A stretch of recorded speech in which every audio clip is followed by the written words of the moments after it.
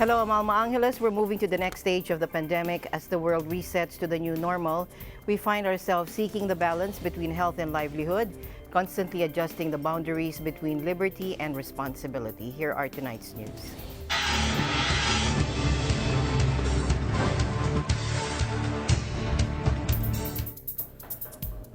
Unthinkable. Just 4 months ago, the U.S. on Wednesday surpassed the grim milestone of 100,000 coronavirus deaths as the pandemic tightened its grip on Latin America as well.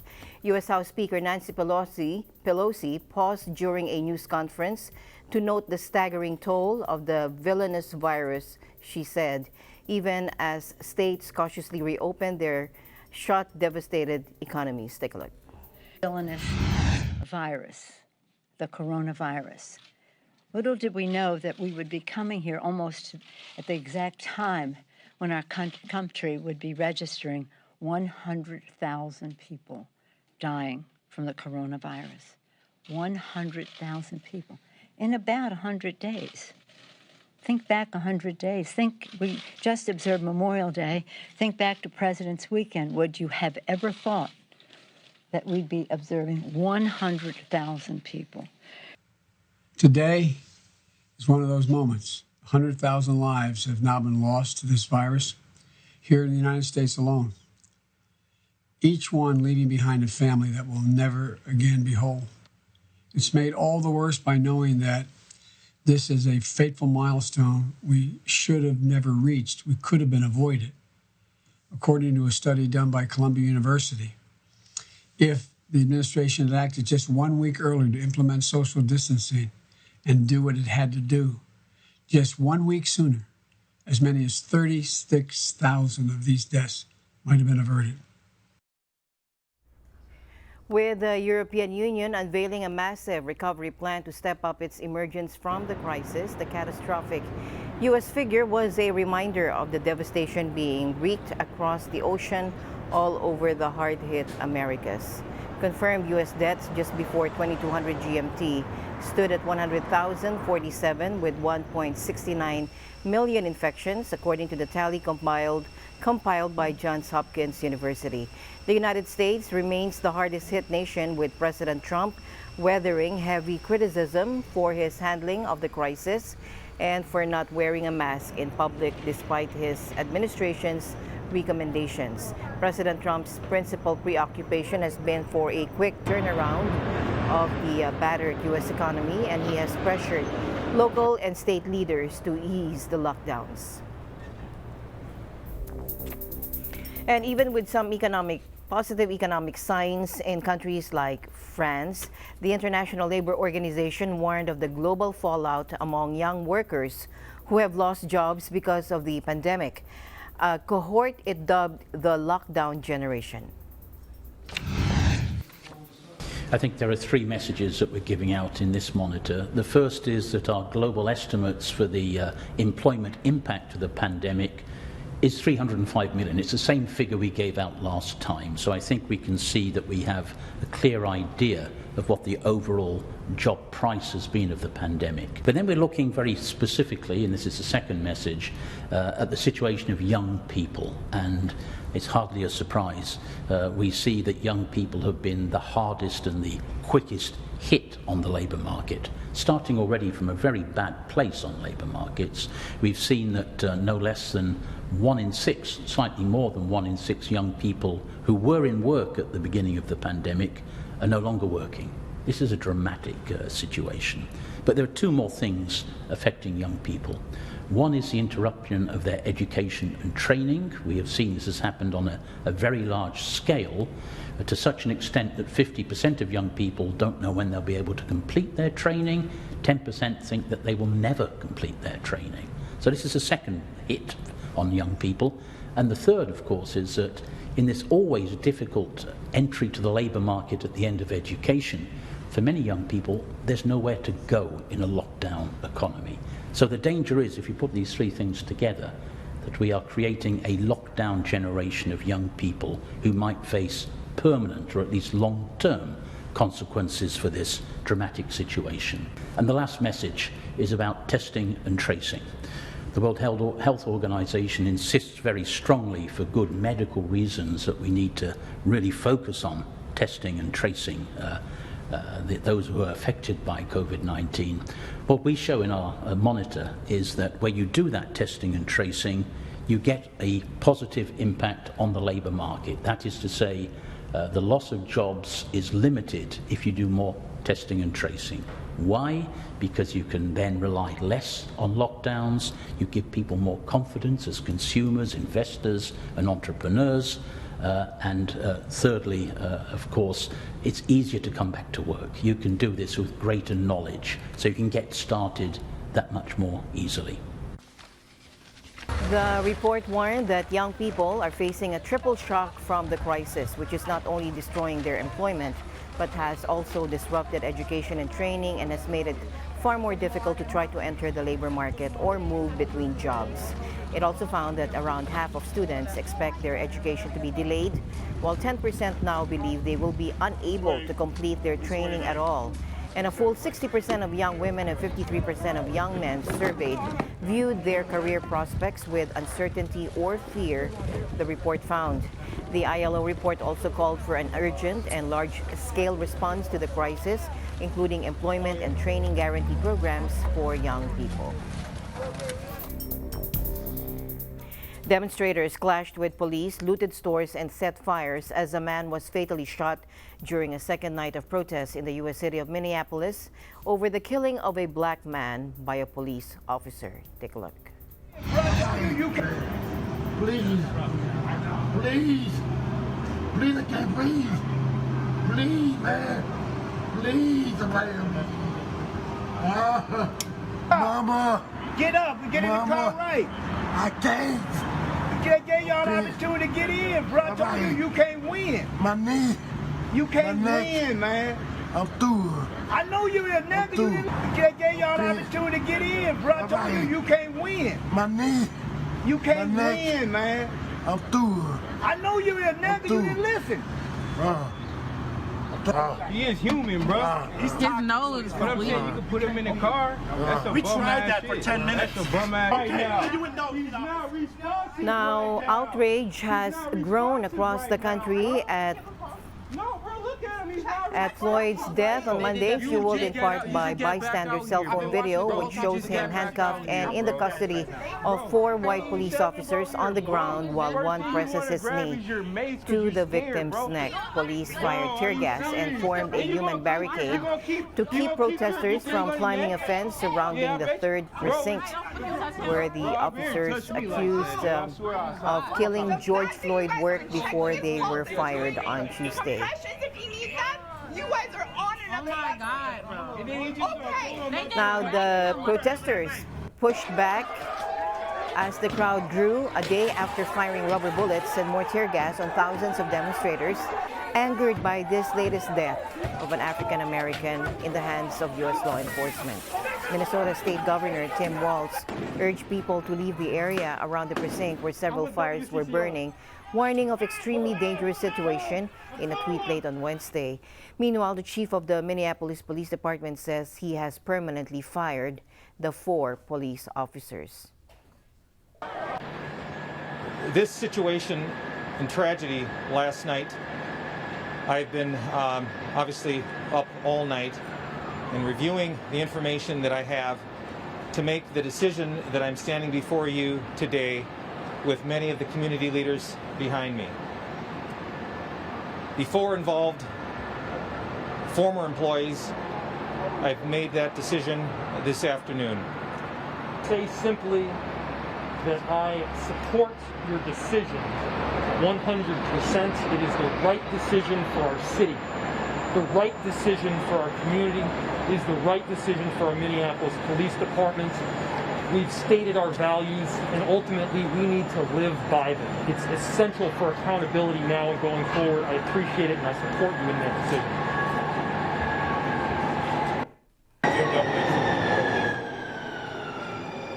I just want to say that we are sick and tired of being sick and tired.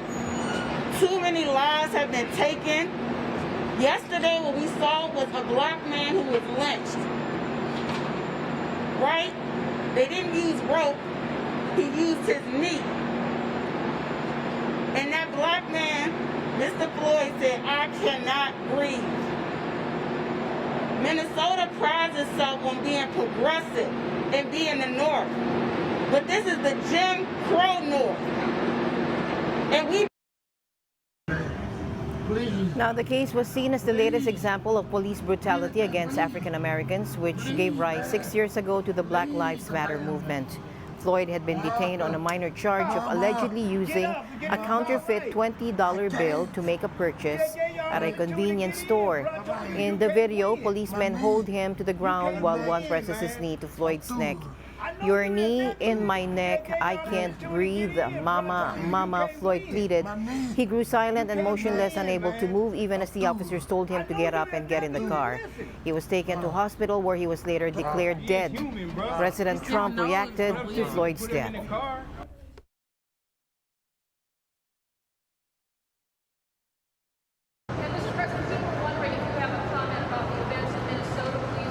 A very sad event. Very, very sad event. Should the police officers be prosecuted, sir? Well, we're going to look at it, and we're going to get a report tomorrow when we get back. And we're going to get a very full report, but a very sad day. Thank you very much.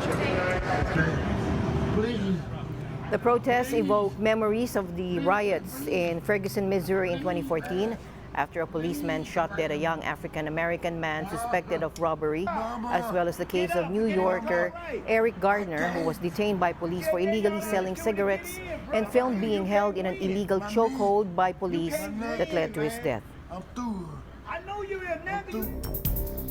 And China's parliament approved plans to impose a security law on Hong Kong that has ratcheted up tensions with the U.S. and sparked new protests over fears the city is losing its special freedoms. China made the security law a priority at its annual NPC session after huge pro-democracy protests rocked the financial hub for 7 months last year. Now, the law would punish secession, subversion of state power, terrorism, and acts that endanger national security, as well as allow mainland security agencies to operate openly in Hong Kong. On Thursday, the final day of the Congress, delegates endorsed plans for the law with an almost unanimous vote and enthusiastic applause. Li Shanzhu, the chairman of the NPC Standing Committee, which will now draft the law, said the move was in line with the fundamental interests of all Chinese people, including Hong Kong compatriots. Hong Kong's embattled leader Carrie Lam said she welcomed the resolution being passed. As required in the resolution, Mrs. Lam said she would submit regular reports to Beijing and step up law enforcement and public education for safeguarding national security. All right, the vote by the rubber-stamped National People's Congress, or NPC, came hours after the United States revoked the special status conferred on Hong Kong, paving the way for the territory to be stripped of trading and economic privileges. U.S. Secretary of State Mike Pompeo said the status had been withdrawn because China was no longer honoring its handover agreement with Britain to allow Hong Kong a high level of autonomy. No reasonable person can assert today that Hong Kong maintains a high degree of autonomy from China, given facts on the ground, according to Secretary Pompeo. The determination means that Hong Kong could lose trading privileges, including lower tariffs than the mainland, with the world's largest economy. President Trump will ultimately decide which actions to take. That is according to David Stilwell, the top State Department official for East Asia. He also said the steps will be considered and they will be as targeted as possible to change behavior. He said the United States did not want to hurt the people of Hong Kong, adding this decision was made by the government in Beijing and not by the U.S. Under the one country, two systems model agreed before the city's return from Britain to China, Hong Kong is supposed to be guaranteed certain liberties until 2047 that are denied to those on the mainland. Washington's decision came as fresh protests broke out in Hong Kong on Wednesday, this time over another controversial proposed law that criminalizes insults to the national anthem with up to 3 years in jail. China is determined to avoid a repeat of massive protests last year triggered by an unsuccessful bid to fast-track extraditions to the mainland in which the Hong Kong legislature was trashed by demonstrators. And in the United Kingdom, the government launched an NHS test and trace service. The new guidelines means those who have been in close contact with someone who tests positive must isolate for 14 days, even if they have no symptoms. Joining us live from the United Kingdom is JL Bautista. Hello, JL. Hi, Alma. Yes, that is correct. British Health Minister Matt Hancock details a test and trace strategy that begins in the country today and announces testing eligibility extension to under 5-year-olds. Let's listen in. NHS test and trace means we can start to replace the national lockdown with individual isolation for those who've been in contact with the virus and local action where it's necessary to respond to a flare-up. The concept is simple.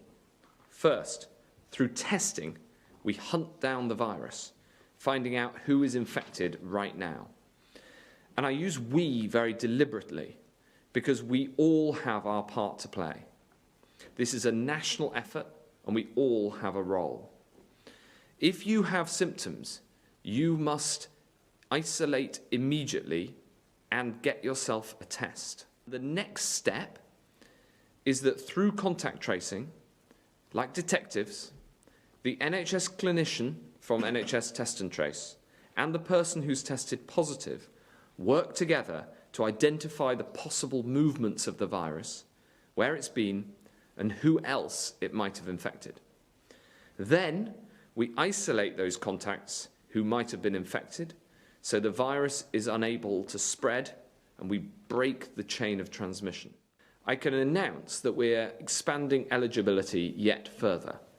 From tomorrow, we're expanding eligibility for testing to include the under 5s, so that now every single person who has symptoms of coronavirus can get a test, no matter their age.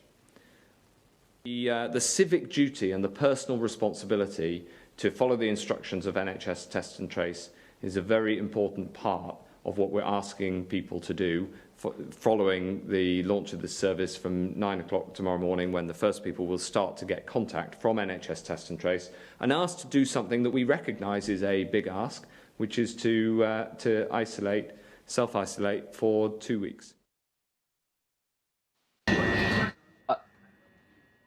Under the system, a team of 25,000 tracers, supported by 20,000 testers and up to 7,000 clinicians, will text, email, or call people who test positive for the virus and ask who they have been in close contact with.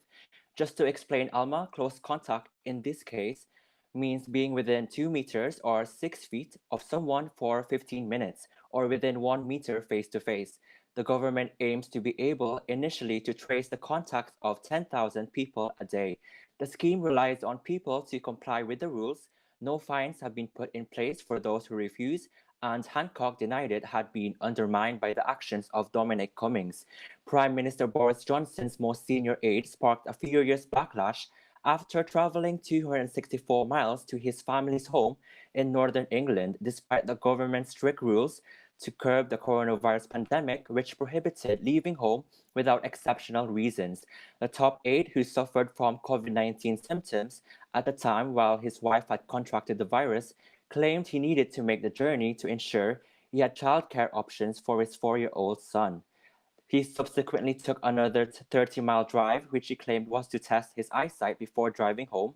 Hancock said it was in everybody's interest to comply with the test and trace. The service was originally planned to operate alongside a smartphone tracing app developed by the National Health Service, but that is still undergoing testing.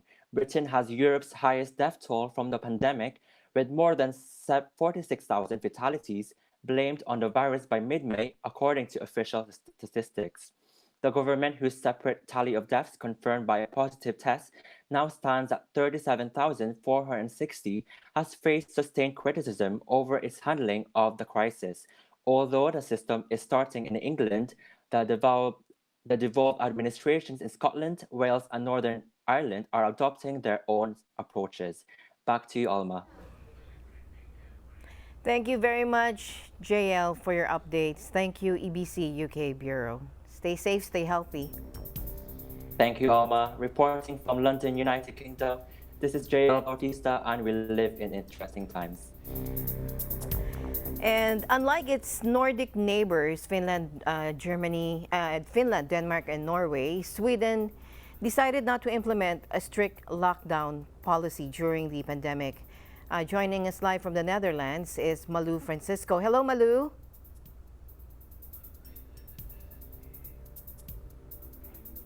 Good evening from Manila. Hi, Malu. Okay. Yes. So All the right. strategy of not implementing a strict lockdown policy in Sweden has attracted some attention, but some criticism as well. Maybe you can shed light on why they don't have such a strict policy. Oh, yes. In fact, I think a lot of us are not quite clear about that. Yeah, the approach of of Sweden, which is no lockdown during COVID-19, has really attracted global criticism, and not only internationally, but as well as domestically, including scientists and some citizens of Sweden. And some people are saying Sweden is not doing enough to protect its people. Well, there are reasons behind that. And at the moment, the Public Health Agency, with its chief, the state epidemiologist, has said that it's too early to judge that what Sweden is doing is wrong. Despite the increasing death rates, it's not good enough, or it's not what do you call this? It's not a reason to disqualify the plan that has been presented. And about the approach, so no lockdown, and that's why restaurants, parlors, shops, and businesses and primary schools have remained open. And that is to free up the parents of these children who are health workers so that they can continue their work in healthcare facilities. One of the reasons given by the authorities, by the government authorities, is that with this approach, no lockdown, this is an approach toward protecting the health of the people, sustaining the healthcare facilities and their healthcare workers, as well as protecting the economy. So they're saying that this is a kind of long-term approach. And the strategy relies heavily on personal responsibility, voluntary obedience, and the mutual trust between the government and the people. And Prime Minister Stefan Löfven calls on the people to take responsibility as individuals. Actually, Alma, this high trust between the government and the people, this is something rooted already in the Swedish culture, and that started even as early as 17th centuries, according to records. Reading the action of Sweden is the Public Health Agency, which recommends actions to the government. The government may take the actions or not, but the government cannot dictate, because they cannot have this political override over the expert agencies. So the criticism on no lockdown, according to state epidemiologist Anders Tegnell, as long as we have no vaccine and there is no cure, approved cure for COVID-19, everything is uncertain. And what can be done is just do our very best, and that individuals should take responsibility toward themselves and toward society. However, it doesn't mean that Sweden has not taken protection measures. The epidemiologist was saying that the criticism has been on the action that Sweden has not taken, which is lockdown. And they're not talking about what Sweden has already taken to protect the people. Like in planes, they have social distancing, staying at home with the slightest symptoms, working from home if possible. Rules are also imposed. There are no public events with 50 or more people, and travel bans have been imposed in answer to the EU or European Union call. And perhaps for people who are not familiar with the system of Sweden, it might help to understand the approach. If we look a little bit at the characteristics of Sweden and its people. Sweden has a low birth rate. It has 10 million population living in a surface area which is as big as Spain or Thailand or California. And Sweden is one of the greenest countries in the world. In fact, the forest covers more than 60% of the country. Sweden takes pride in its excellent health and social welfare systems. Yes, the citizens pay high taxes, but they can see where the taxes go. The population, the people have long life expectancy.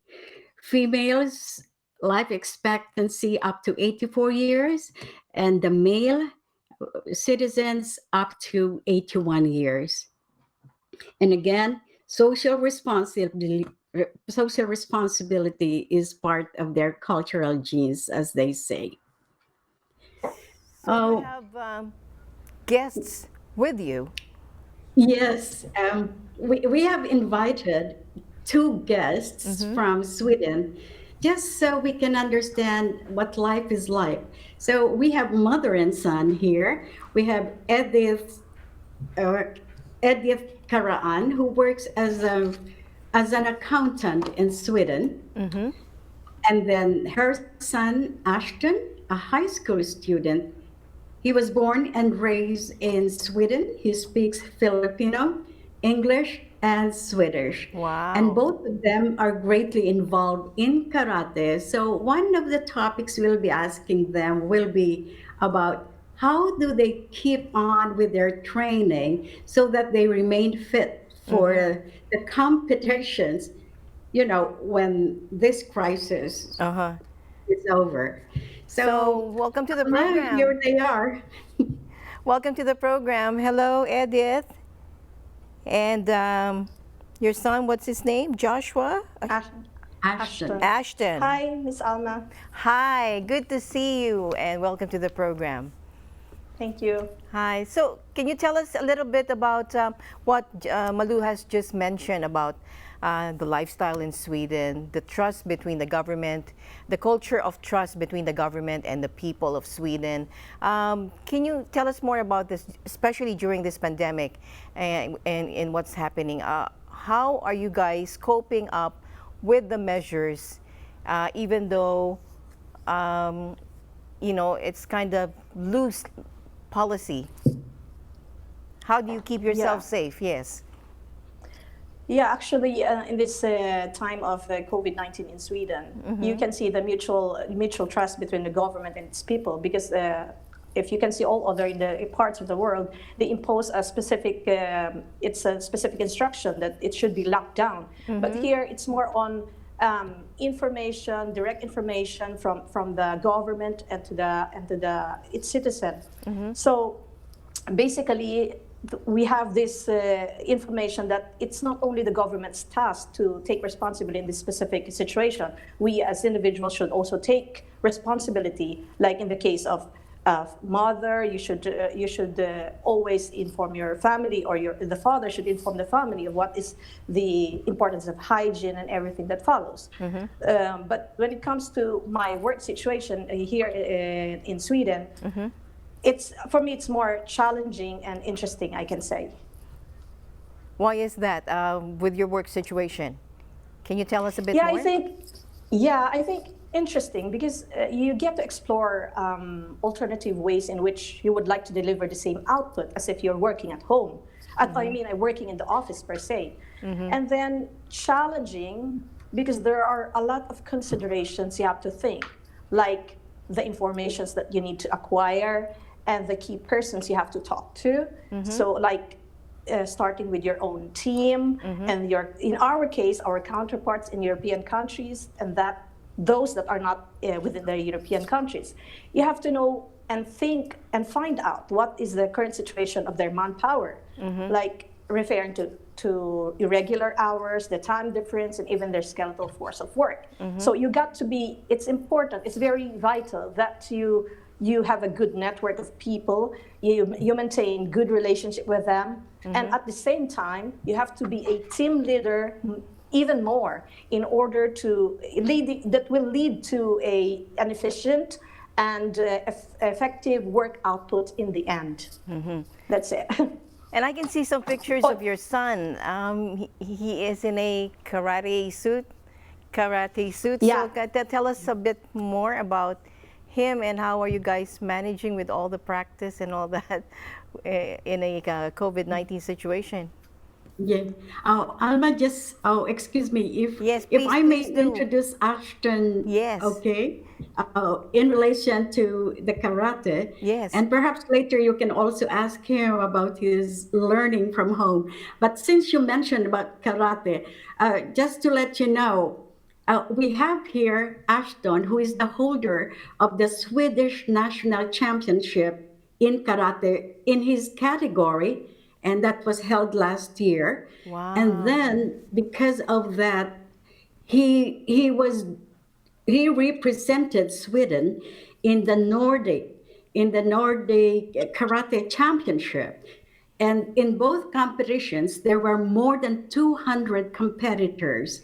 And when it comes to the Nordic Championship, there were eight countries, including Sweden. And some of these countries are Estonia, Denmark, and let me see, Norway, of course.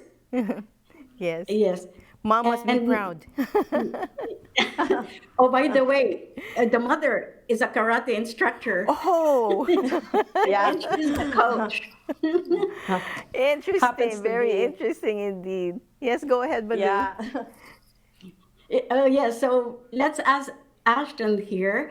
And by the way, the category, it is called Committee Individual Cadet Male. And Ashton, at his young age, I mean, he's doing this already. Had he been a bit older, he could have gone to, let's say, the black belt category, but that cannot happen because of his age. All right, so let's hear from Ashton. Hello. Hi. Hi. Well, when it comes to my karate and how this pandemic has had an impact on it, now that we are not quarantined, we still go to karate sessions, but of course we have to have some limits. For example, I used to have 5 to 6 trainings per week, but due to the situation we live in, now we have to shorten it down to maybe 3 to 4 days a week. And even in the karate, before we can enter, we have a rule that we have to wash our hands and we have to sanitize our hands before getting in to the training hall. And even in the training hall, there's a rule that we have to stay 1.5 to 2 meters apart from each other before we can train. And as well as going outside, if we're done with the session, we have to also sanitize and wash our hands after. So it has been a big difference, but we feel very fortunate that we still are able to train. But with training goes with karate moves. You have to fight with someone. How does that go? How does that? How do you do your training?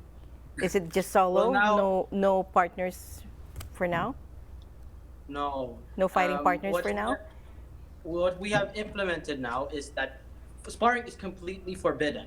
We can't have partners and punch and kick and touch them because that's against the social distancing rule. Okay. So now, mostly what we have done instead is we have sparring matches against the mirror. So you kind of look at yourself, and then we say, now we have to punch faster than our reflection. So it's kind of that makes the training sessions a bit more fun, a bit more thrilling. So yeah. Okay. I just have a follow-up, Alma. Go ahead, Madam. Yes. Yeah. Edith Ashton, okay, due to COVID-19, has your schedule for this year been affected? Yeah, you mean the competitions? The competitions. Yeah, it was indeed greatly affected this because of this COVID-19. Because usually we get to travel around Europe. And the competitions for Ashton is very rigid, and even he has a training for the national team, which was also not clear right now because of the situation. It depends on the Department of Health in Sweden how they would pursue in the future. But right now we could have been we are supposed to be in Croatia this last week of June to July because of the karate youth competition, and then there are a lot of competition within Sweden and within Europe that were already postponed due to the pandemic. So it kind of affects the competition. But again and again, we tried our best to maintain the training, although it's very minimal. But we have a way of going through with it, since if the pandemic stops, then we could not be, or especially Ashton, who is in a competing team, he could not jump in the competition without continuing or pursuing his condition, and the technique should be continuously developed. Okay. Oh, yes. I just want to hear from Ashton. Let's go to his school schedule. How is it? How are you doing it? And you're in high school, right? Oh no, I'm graduating to high school, so you could say I'm in junior high grade school here in Sweden. So yes, when it comes to our situation, people from my age or personally, we do face some challenges when it comes to school, at least. For example, nowadays we have to be more careful about not spreading bacteria or germs, and with that we have to act with more caution. Now there's stricter rules. For example, before entering our classes, we have to be watched while we wash our hands for 2 minutes. We have to be very strict about that. And then even after that, we have to, again, sanitize our hands. And here comes another challenge where we're so many students in my school. We're 500 people. So the hand sanitizer goes, it doesn't, it runs out. So what we have to do is, again, own initiative. We have to bring our own hand sanitizers, if you know what's safe for us.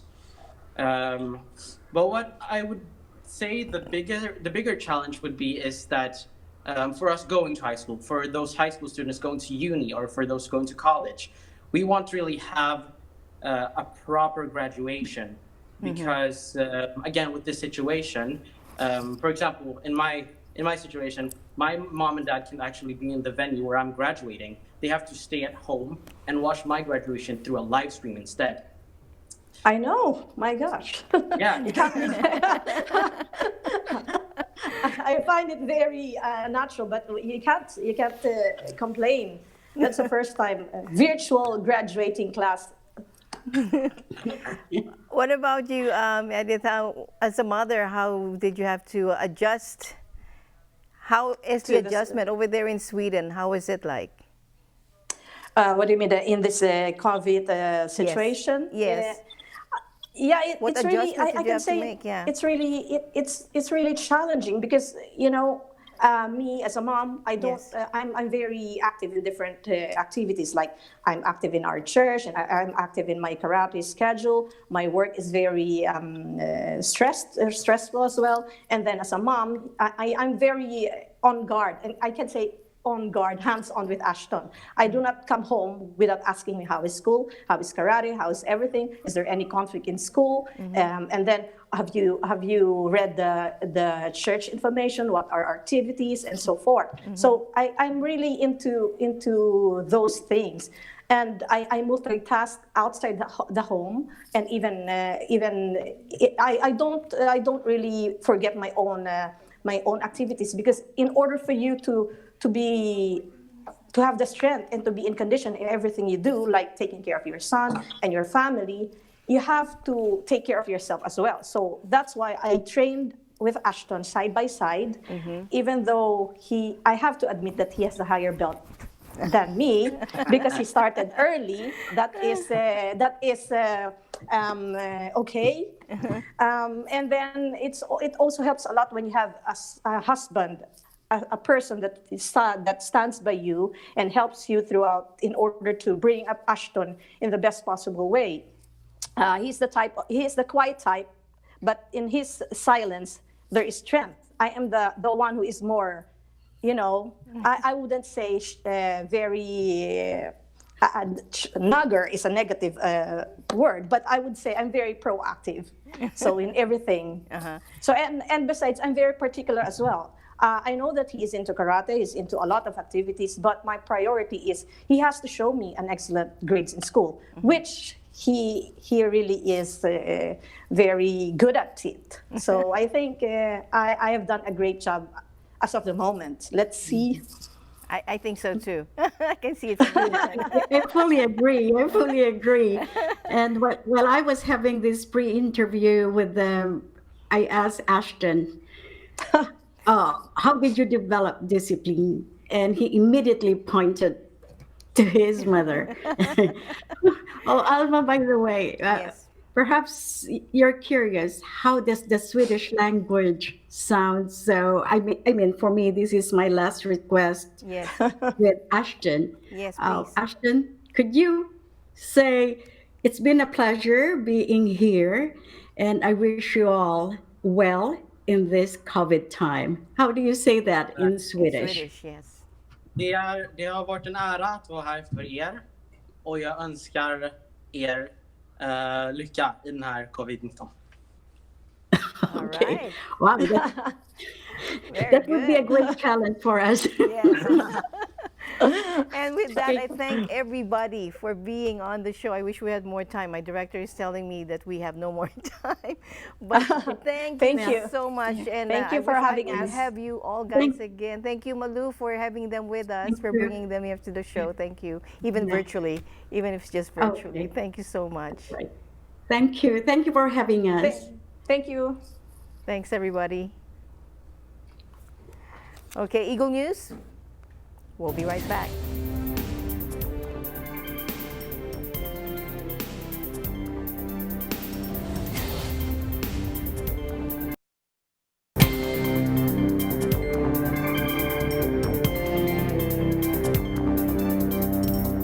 Brazil's death toll from the new coronavirus surpassed 25,000 on Wednesday as the country emerged as the latest epicenter in the global pandemic.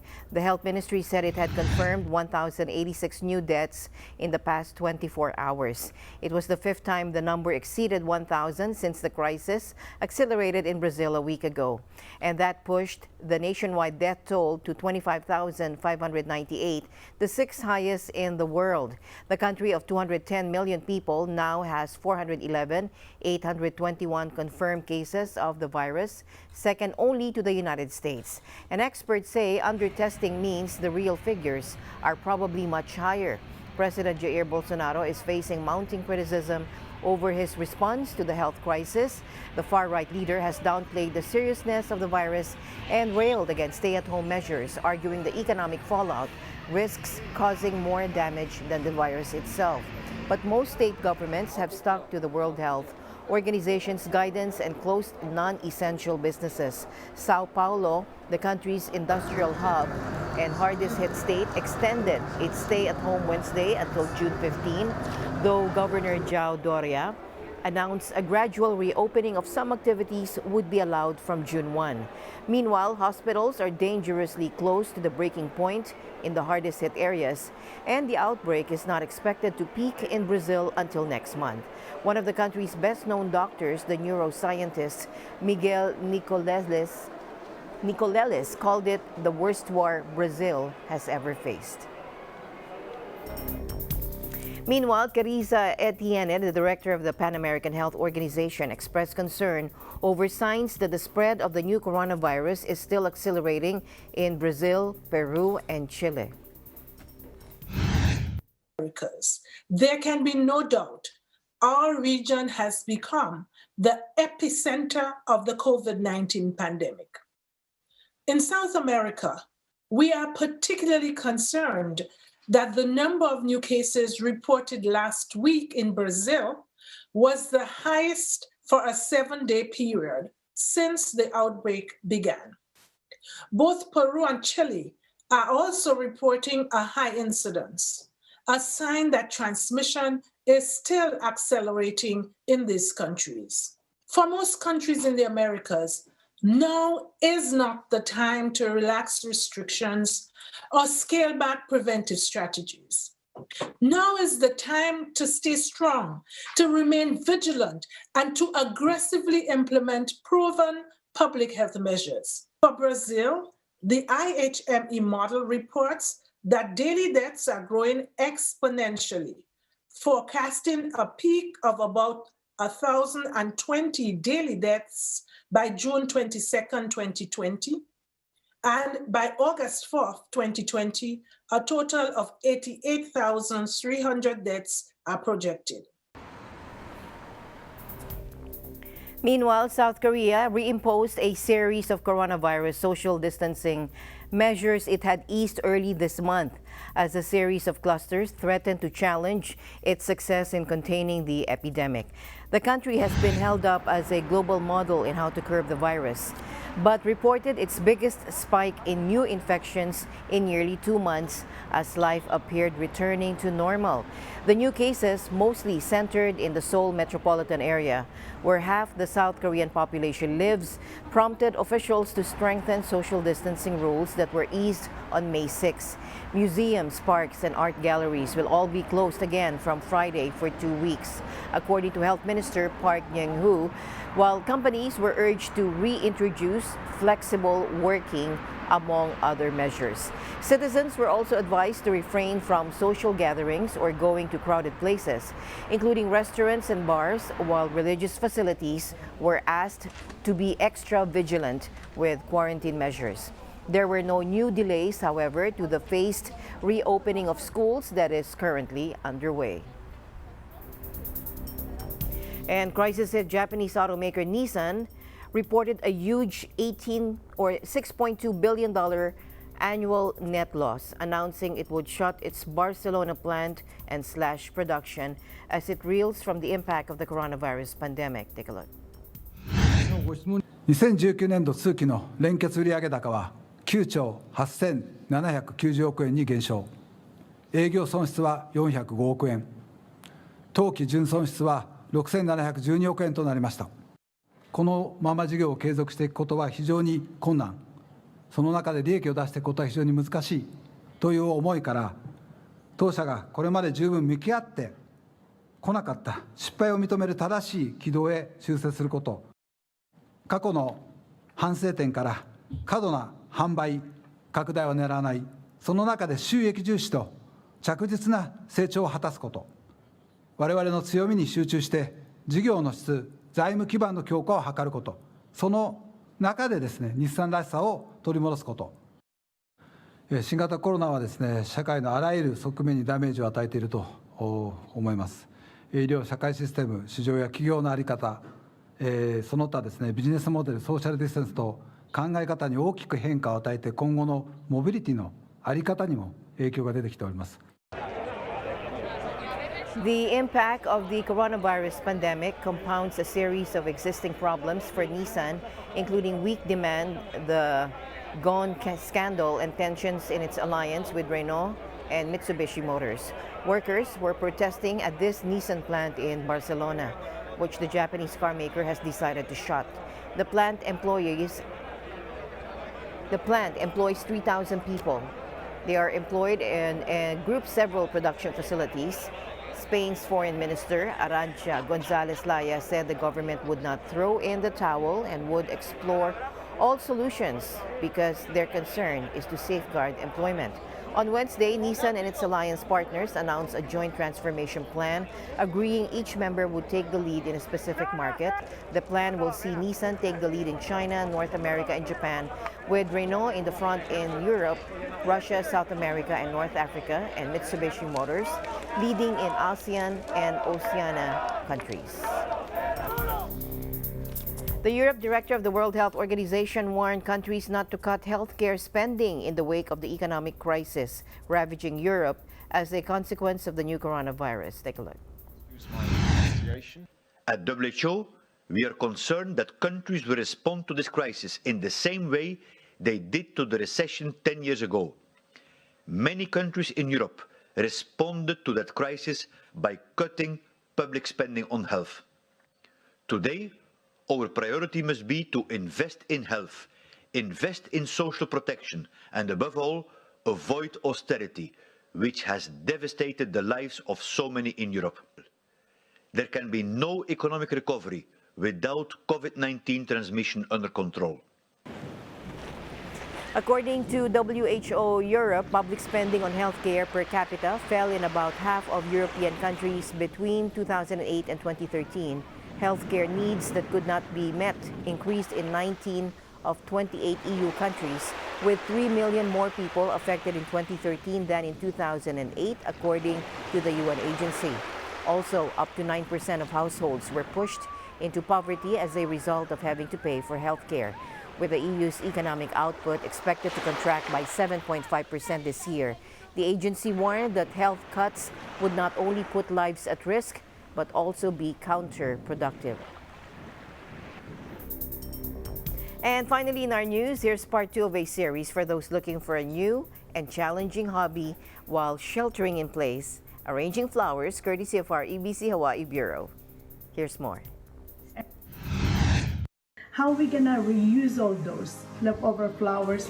When it's drying, the stem, you have to cut it, right? And put in the teacup. So this is the finished product. It's the teacup. I'll just do it, mix and match whatever colors you want. And one technique of this, just sort all the same colors so that your eyes will not too busy in looking. And to hold the flowers, you can use a clear tape if you don't have a floral tape. So you don't have to buy, all right? And by the way, these greeneries are from my yard. So you can use all the foliages from your garden. You don't have to buy. In making your flower arrangement, say for example, if you're beginners and you don't know what kind of flower arrangement you want to form. So it's better if you have either your clear tape or this floral tape. This is the waterproof floral tape.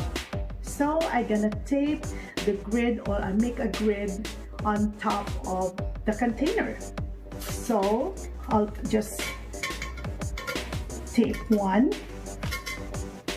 across. So I'll do it vertical, whatever spacing you want. But before you put the tape, make sure you pour the water inside. Do make sure now to cut your flower 45 degrees angle and just shoot them. So it's easy as that. Whatever flower arrangement you want, you can form any kind of dimension you want or any kind of structure of flower arrangement. Anyways, then we can put some of this just to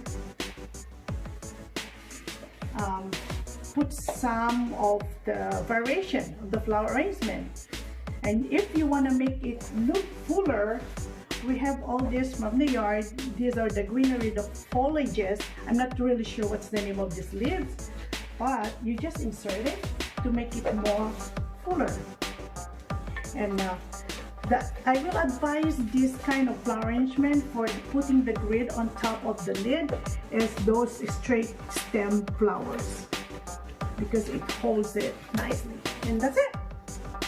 How is it? And you can see this kind of arrangement at flower shop or florist. It's really pricey, it's really expensive, but if you do it yourself, you can save a lot of money. All right, now we're gonna go to the best part of the flower arrangement. All right, we're going to watch out for that. Before we close, we leave you with a word of hope.